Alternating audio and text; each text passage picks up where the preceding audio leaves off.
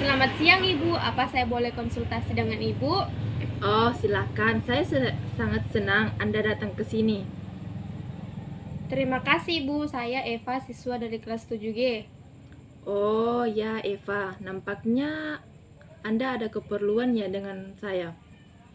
Iya Ibu, apa Ibu ada waktu untuk saya? Saya ingin konseling sekarang. Tentu bisa. Saya sangat senang sekali dengan kedatangan Anda ke sini. Terima kasih Ibu. Baik, di sini kita bisa lebih santai. Bagaimana kabar Eva hari ini? Alhamdulillah baik Ibu. Syukurlah kalau begitu. Baiklah, rupanya Ibu perlu berkenalan dulu dengan Anda. Ada pepatah tidak kenal maka tidak sayang. Iya Ibu, terima kasih. Baik, nama Ibu Nurul Fadila, tinggal di Surabaya, dulu SMA. Lalu Ibu tertarik belajar bimbingan konseling sehingga melakukan studi pada program S1 bimbingan konseling di Universitas Tadulako di Kota Palu. Oh, Baik, Naeva, apakah Anda sudah pernah mengikuti konseling? belum pernah Ibu, baru sekarang ini saya mengikuti. Bagaimana bila Ibu menjelaskan tentang konseling kepada Anda? Ya Ibu, saya sangat senang jika Ibu menjelaskannya untuk saya.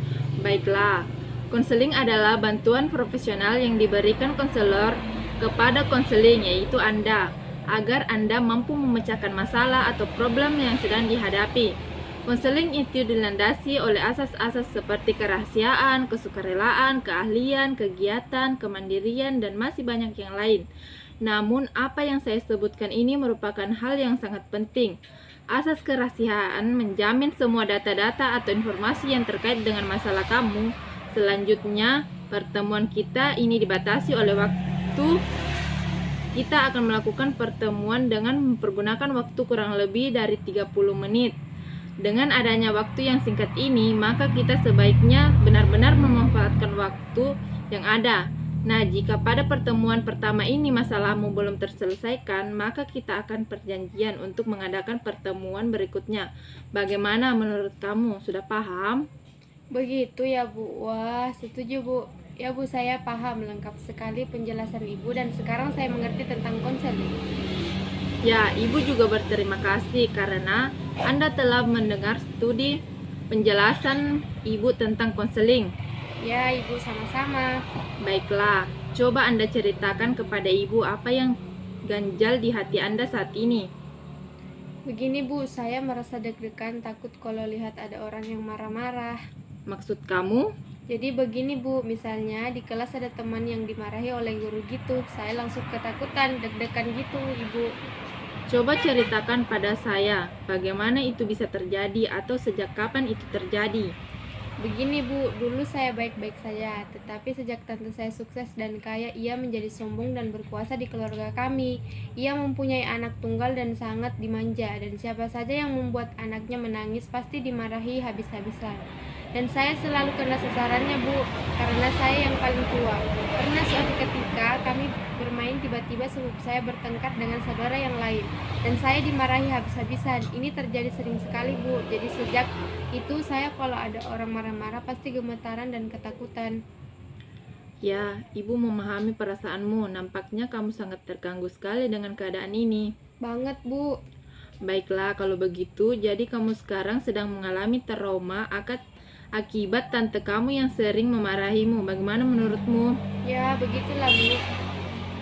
Anda sudah menyadari dan merasakan bahwa Anda saat ini mengalami masalah trauma. Ya Bu, dan saya ingin sekali menyelesaikan masalah ini. Bagus, ini sebuah kemajuan yang sangat saya inginkan. Oleh karena itu, saat ini sangat tepat bila kamu mendiskusikan tujuan yang ingin kamu capai dalam konseling ini. Ya, saya setuju Bu. Baik, tujuan konseling kita ini adalah untuk meningkatkan kemampuan Anda dalam mereduksi intensitas ketegangan yang Anda rasakan. Maksud Ibu adalah hasil konseling ini berupa Anda mampu menurunkan ketegangan akibat trauma yang Anda rasakan. Begitu ya Bu. Lalu saya harus bagaimana Bu?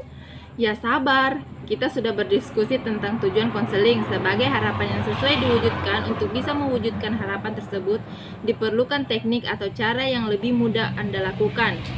Ibu memilih beberapa teknik atau cara yang harus dipelajari bersama Ibu. Teknik yang pertama Ibu pilih adalah teknik relaksasi agar ketegangan yang kamu rasakan dapat direduksi sehingga kamu bisa lebih santai dan rileks. Dan kemudian kita akan menggunakan teknik yang kedua, yaitu destinasi sistematik, yaitu teknik yang dimana kamu akan membayangkan keadaan kondisi yang membuat kamu trauma, mulai dari yang kamu anggap terendah, sedang, sampai keadaan yang paling tinggi, intensitas. Jadi kamu juga harus menyadari bahwa tidak ada kehidupan tanpa masalah, sehingga manusia harus lebih berikhtiar untuk mencari solusi. Baik Bu, saya setuju dan tertarik untuk mempelajari kedua teknik yang Ibu jelaskan tersebut. Oke, sekarang silakan Anda memulainya. Relaksasikan tubuh Anda, ambil posisi duduk yang nyaman, kemudian tarik nafas perlahan dari hidung dan keluarkan perlahan melalui mulut.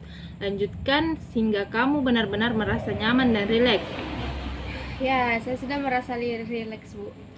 Baik, sekarang mari kita lakukan teknik yang kedua. Pejamkan mata Anda dan tetap melakukan relaksasi sehingga saya akan menyebutkan keadaan situasi yang teringan, sedang hingga yang terberat. Jika Anda membayangkan dan Anda merasa tidak sanggup atau tidak kuat, angkat tangan Anda. Mengerti?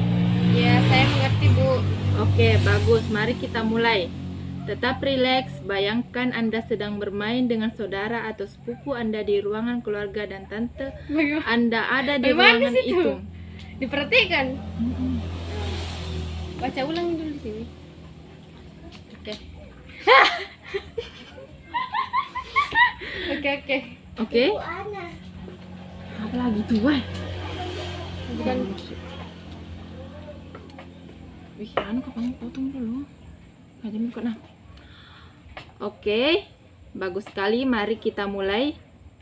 Tetap rileks. Bayangkan Anda sedang bermain dengan sepupu Anda di dalam ruang keluarga dan ada tante Anda di ruang itu juga. Kemudian sepupu Anda berteriak dengan saudara yang lain dan menangis. Lalu tante menghampiri kalian.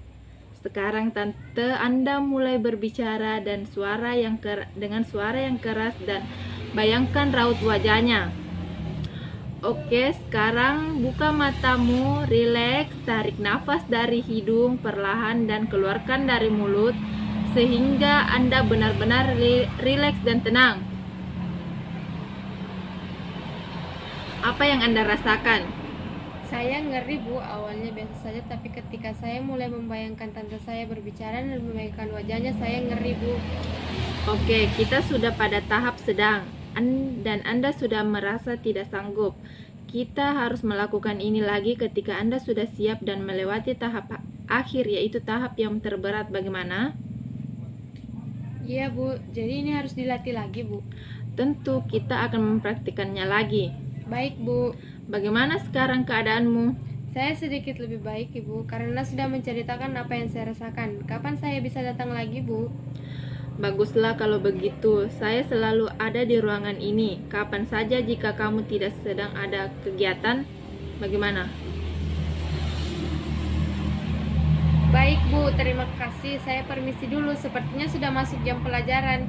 Iya Eva, saya senang kamu bisa berbagi dengan saya dan saya menunggu kedatanganmu selanjutnya. Baik Bu, saya permisi dulu. Selamat siang. Siang.